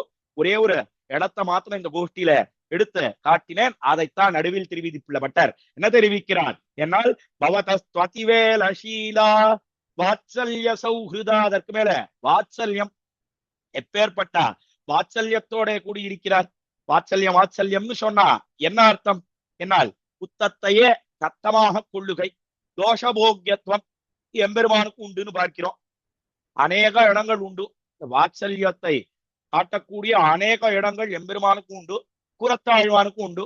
ஒரே ஒரு இடத்தை மாத்திரம் தெரிவிக்கிறேன். காலத்தில சக்கரவர்த்தி திருமகன் ராமபிரான் அவனுடைய ராமனையே சொல்லிட்டு வரேன். ஆனால் ராமனிடத்துல விசேஷமான பிரீத்தி கூரத்தாழ்வானுக்கு. ஏன்னா கற்பாரி ராமபிரானை எல்லாம் மத்தும் கற்பரோ 7ஆம் பத்தில 5ஆம் திருவாய்மொழி, நம்மாழ்வாருடைய திருவாய்மொழி. அதுல ஒரு பாசுரத்திலதான் ராமன் அவனை கற்க வேணும்னு நம்மாழ்வார் சொல்றார். ஆனா அந்த பதிகத்திலே 11 பாசுரங்களும் ராமனுடைய குணங்களைத்தான் காட்டும் என்று கூரத்தாழ்வான் நிரூபிக்கிறார். அதனால ராமனிடத்துல அபாரமான பக்தி உண்டு கூரத்தாழ்வானுக்கு. அதனால பிரசங்காத ராமனுடைய கிருஷ்ணனிடத்துல சீலம் கிடையாதா, கிருஷ்ணனிடத்துல வாத்சல்யம் கிடையாதான்னா உண்டு. ஆனாலும் கூட இந்த ராமாவதாரத்தை எடுத்து ஏன் தெரிவிக்கிறேன், ஏன்னா ராமனிடத்துல விசேஷமான ஈடுபாடு சுவாமி கூரத்தாழ்வானுக்கு என்ன நாம் பார்க்கிறோம். அந்த ராமன் பல இடங்களிலே தோஷத்தையே போக்கியமாக கொண்டான் என்பது உண்டு. அதுல ஒரு இடம்தான் காலத்தில ராவணனை அடித்து வீழ்த்தினான், ராவணனை அழித்தான். யுத்த காலத்திலே சக்கரவர்த்தி திருமகன் ராமபிரான். யுத்தம் எல்லாம் முடிஞ்சது. முடிஞ்ச உடனே செத்து கிடக்கிறான் ராவணன். அப்பொழுதோ ராவணனுக்கு பண்ண வேண்டிய ஈமக்கழங்கள் அந்திம கிரியை அதையெல்லாம் தம்பியான விபீஷண ஆழ்வான் அவனை பார்த்துடு நீ பண்ணுன்னு சொன்ன உடனே அக்காலத்தில தெரிவித்தான் விபீஷண ஆழ்வான், ஐயோ இவனுக்கு போய் ஈமக்கடங்கள் பண்றதா, மகா பாப்பி இவன். அதான் எல்லாத்தையும் தான் விட்டுட்டு வந்துட்டேனே சுவாமி. தேவரிடத்துல நான் என்ன சொன்னேன், கடற்கரையிலே உம்மை சரணம் புகுந்த காலத்திலே பரித்யக்தா மயாலங்கா மித்ராணிச்ச தனானிச்சா பவத்கதம் மே ராஜ்யஞ்சா ஜீவிதஞ்ச சுகானிச்சா. எல்லாத்தையும் விட்டுட்டு வந்தேன்னு தானே சொன்னேன். தீர்க்கச்சே மறுபடியும் உனக்கு ஈமக்கடங்களை எல்லாம் பண்ணுன்னு சொல்றீரே, மகா பாப்பி இவன், இவன் முகத்தில விழிப்பதே தவறு, நான் பண்ண மாட்டேன் விபீஷண ஆழ்வான் சொன்ன உடனே சக்கரவர்த்தி திருமண காலத்துல ஒரு ஸ்லோகம் அருளி செய்தான். மரணாந்தானி வைராணி நிர்வத்தம் ந பிரயோஜனம் கிரியதாமஸ்ய சம்ஸ்காரஹ மமாப்யேஷ யதா தவா. அக்காலத்திலே சக்கரவர்த்தி திருமகன் ராமபிரான் சோதிவாய் மலர்ந்தருளினான். விபீஷணா நான் உனக்கு சொல்றேன் கேளு, லோகத்தில நியத்தி என்ன தெரியுமா, ஒருத்தனிடத்துல விரோதம் சாத்திரமம் அது மரண பரியந்தம் தான், செத்து போற பரியந்தம் தான் ஒருத்தனிடத்துல விரோதம் பாராட்டணும். மரணந்தாந்தானி வைராணி நிர்வத்தம் ந பிரயோஜனம், இனிமே பாராட்டி ஒரு பிரயோஜனமும் கிடையாது. கிரியதாமஸ்ய சம்ஸ்காரா, இவன் தான் செத்து போயிட்டானே. அல்ல லோகத்துல சொல்றது உண்டோ இல்லையோ, செத்தவன் செந்தாமரை கண்ணன் என்னெல்லாம் சொல்லுகிறார்களோ இல்லையோ, அதை போல விரோதம் பாராட்ட வேண்டிய அவசியம் கிடையாது. அவனுக்கு பண்ண வேண்டிய ஈமக்கடங்களை பண்ணுவாயாக தெரிவித்தான்னு இந்த ஸ்லோகத்துக்கு சாதாரணமாக எல்லாரும் அர்த்தம் தெரிவிப்பார்கள். ஆனா நம்முடைய குருவாச்சாரியர்கள், முக்கியமா வியாக்கியான சக்கரவர்த்தி பெரியவாச்சான் பிள்ளை, அவர் அர்த்தம் அருளி செய்கிறார். மரணந்தானி வைராணி. என்ன விபீஷணா உனக்கு ஒண்ணு தெரியுமா, இந்த ராவணனை நான் ஒரு நாளும் விரோதியா நினைச்சதே கிடையாது. அவன் தான் என்னிடத்துல விரோதம் பாராட்டினா. நான் எத்தனையோ காரியங்கள் பண்ணினேன், எப்படியாவது இவனை சேர்த்து கொள்ள வேண்டும் என்பதற்காகத்தான் ஒன்னா இரண்டா எத்தனை காரியங்கள் பண்ணினேன். உன்னோட சக்கியம் பண்ணினேன், உனக்கு ஏற்கனவே பட்டாபிஷேகத்தை பண்ணினேன், அதற்கு மேல அந்த மாயாஸ்திரத்துக்கு கட்டுப்படுவது, அந்த இந்திரஜித்து அவன் பிரயோகித்த அஸ்திரத்துக்கு கட்டுப்படுவது, இப்படி அநேகம் காரியங்கள் பண்ணினேன். எதுக்காக இதெல்லாம் பண்ணினேன், நான் இதையெல்லாம் பார்த்தாவது ராவணன் பயப்பட்டு ஒருவேளை வந்து சேருவனோ என்னதான் நாம் நினைத்தோம். ஒரு நாளும் நாம் இவனை எதிரியாக நினைத்ததே கிடையாது. இவன் தான் என்னை எதிரியாக நினைத்தான். அதனால என்ன பண்ணினா, நான் பண்ண காரியத்துக்கெல்லாம் விரோதம் பண்ணினான், அதுக்கெல்லாம் நேர்மாறா ஏதோ ஒரு காரியம் பண்ணினான். அதை இன்றைய தினம் அவனால பண்ண முடியாது. இவனுக்கு நல்லதை பண்ணணும்னு தான் நான் இத்தனை நாள் நினைச்சுட்டு வந்தேன். ஆனா அதுக்கு எனக்கு சந்தர்ப்பமே கிடைக்கல, ஆப்பர்ச்சுனிட்டியே கிடைக்கல. எதனால, ஏன்னா எதிரம்பு கோத்தான் ராவணன், அவன் பண்ண விடல. அதனால இன்னைக்கு தான் அதுக்கு சந்தர்ப்பம் கிடைச்சிருக்கு. நீதான் சரியான சமயம் ஆப்ட்டு இருக்கு. அதனால விபீஷணா கட்டாயம் நீ இவனுக்கு பண்ண வேண்டிய ஈமக்கடங்களை பண்ண வேணும். இவனுடைய உடலுக்குத்தான் நன்மை ஏற்படல, உன்னுடைய ஆத்மாவாவது நல்ல கதியை அடையட்டும் அக்காலத்தில தெரிவித்தான் சக்கரவர்த்தி திருமகன் ராமபிரான் விபீஷண ஆழ்வான பார்த்து. ஆனாலும் விபீஷண ஆழ்வான் முரண்டு பிடிக்கிறான். அதெல்லாம் முடியவே முடியாது சுவாமி, எல்லாம் ஒரு நாளும் பண்ண மாட்டேன் தெரிவித்தான். உடனே சக்கரவர்த்தி திருமகன் ராமபிரான் கேட்டான், இந்த ராவணன் உனக்கு என்ன ஆகணும்னு கேட்டான். என்ன ஆகணும்னு கேட்டா, என்ன சுவாமி இப்படி கேட்கிறீர்? அதான் சொன்னேன் இல்லையோ, எல்லாம் உறவு முறையெல்லாம் விட்டுட்டு வந்தேன்னு சொன்னீரோ இல்லையோ, அப்படி இருக்கிறச்ச மறுபடியும் கேட்கிறீரே என்ன? சக்கரவர்த்தி திருமகனை பார்த்த விபீஷண ஆழ்வான் தெரிவிக்க, அதெல்லாம் விடு, நீ சொல்லு, இந்த ஜென்மத்திலே உனக்கும் அவனுக்கும் என்ன உறவு, என்ன சம்பந்தம் என்ன கேட்டா, எனக்கு அண்ணன் ஆகணும் அப்படின்னு தெரிவித்தான். உன்னை பார்த்து நான் என்ன சொன்னேன்? என்ன சொன்னீர்? தம்பின்னு சொன்னீர். தம்பின்னு சொன்னேனோ இல்லையோ, இவன் உனக்கு அண்ணன் தானே, அப்படின்னா இவனும் எனக்கு ஒரு தம்பி தான். அக்காலத்துல தெரிவிச்ச, நீ பண்றையா நான் பண்ணவா? நீ பண்ண வேண்டிய ஈமக்கிரியைகளை எல்லாம் நீ பண்றையா இல்லனா நான் போட்டுட்டேன், நான் சித்தமா இருக்கேன். உன்னை பார்த்து தம்பின்னு சொன்னேன், அவன் உனக்கு அண்ணனானபடினாலே அவனும் எனக்கு ஒரு தம்பி தான். அதனால விபீஷணா நீ பண்றையா நான் பண்ணவான்னு காலத்திலே கேட்டா உருகி போகிறார்கள் நம்முடைய குருவாச்சாரியர்கள். எப்பேற்பட்ட குணமப்பா இது! ராவணனுக்கும் கூட நன்மையை அளிக்க வேணும் என்பதற்காக அக்காலத்திலே நீ வார்த்தை அருளி செய்தாயே, கிரியதாமஸ்ய சம்ஸ்காரா மவப்பேஷ யதாதவா என்று உருகி போய் நம்முடைய பூர்வாச்சாரியர்கள் ஈடுபடுகிறார்கள். பார்க்கிறோம், இதுதான் எல்லை கடந்த வாத்சல்யம், எம்பெருமானுடைய வாத்சல்யம். குத்தத்தையே நத்தமாக கொள்ளுகிறானே எம்பெருமான், போக்கியமாக கொள்ளுகிறானே என்ன நாம் பார்க்கிறோம். அதே போலத்தான் கூரத்தாழ்வான், அவரும் எப்படி இருக்கார்? நடுவில் திருவிதிப்புள்ள பட்டர் கூரத்தாழ்வான் விஷயமா தானே சொல்லிட்டு வர. கூரத்தாழ்வான் எப்படி இருக்கிறார் என்னால், அவரும் எல்லை கடந்த வாத்சல்யத்தோட கூடியிருக்கிறார். யார் விஷயத்துல தெரிவித்தார்? என்ன வாழி திருநாமத்துல அனுசந்தானம் பண்றோமே, நாளூரான் தனக்கு முக்தி நல்கிறான் வாழியே. தனக்கு ஒரு கெடுதலை விளைவித்த நாளூரானுக்கும் கூட மோட்சம் கிடைக்க வேணும்னு அக்காலத்துல தெரிவித்தாரே. இந்த சரித்திரம் அநேகமா எல்லாருக்கும் தெரிஞ்சிருக்கும். காலத்துல சுவாமி ராமானுஜர் தேவப்பெருமாள் விஷயமாக வரதராஜ ஸ்தவம் என்கிற ஸ்தோத்திரத்தை அருளி செய்யும் என்ன குரத்தாழ்வானுக்கு கட்டளையிட, அந்த கட்டளையை சிரசா வகித்து வரதராஜ ஸ்தவத்தை அனுகிரகித்தார். அந்த ஸ்லோகத்தை எல்லாம் கேட்டார் சுவாமி ராமானுஜர். இதையெல்லாம் பேரருளாள பெருமாள் செவி மடுத்தானேயானால் இடத்துல எழுந்தருளி இருக்கிறானே பிணியொழி தமரர் விதிவிஷம் வரும் பேரருளாள் எம்பெருமான் அர்த்திதார்த்த பரிதான தீட்சிதனாக எழுந்தருளி இருக்கிறானே தேவாரராஜன், அவன் கேட்டான்னு சொன்ன கட்டாயம் உமக்கு கண்களை கொடுப்பான். என்ன நம்முடைய தரிசனத்துக்காக தம்முடைய திருக்கண்களையே இழந்தார் சுவாமி கூரத்தாழ்வான். நாம் பார்க்கிறோம், அந்த கண்கள் தேவர் இருக்கா இல்லைன்னாலும் எனக்காக நீர் அந்த கண்களை தேவப்பெருமாளிடத்திலே பிரார்த்திக்க வேணும் சுவாமி ராமானுஜர் தெரிவிக்க, அப்படியே ஆகட்டும்னு தெரிவித்தார். 2 பேரும் புறப்பட்ட திருவரங்கம் பெரிய கோயில் இருந்த காஞ்சிபுரத்துக்கு வந்து சேர்ந்தார்கள். காஞ்சிபுரத்துல தேவப்பெருமாள் திருமுன்பே வரதராஜ ஸ்தவத்தை மங்களாசாசனம் பண்ணினார், சோத்திரத்தை அருளி செய்தார் சுவாமி கூரத்தாழ்வார். அந்த சமயம் பார்த்த சுவாமி ராமானுஜர் அவர் எம்பெருமானை பிரதட்சணம் பண்ணுவதற்காக எழுந்தருளி கொண்டு இருக்கும் காலத்துல ஸ்தோத்திரத்தை எல்லாம் பரிபூர்ணமாக விண்ணப்பம் பண்ணினார் சுவாமி கூரத்தாழ்வான். எல்லாம் நல்லா கேட்டான காலத்திலே தேவாதிராஜன் கேட்டுட்டு தேவரி உமக்கு என்ன வேணும்னு கேட்ட உடனே என்ன பிரார்த்தித்தார் அக்காலத்திலே, என்னால் நான் பெத்த பேரு நானூரானும் பெற வேணும்.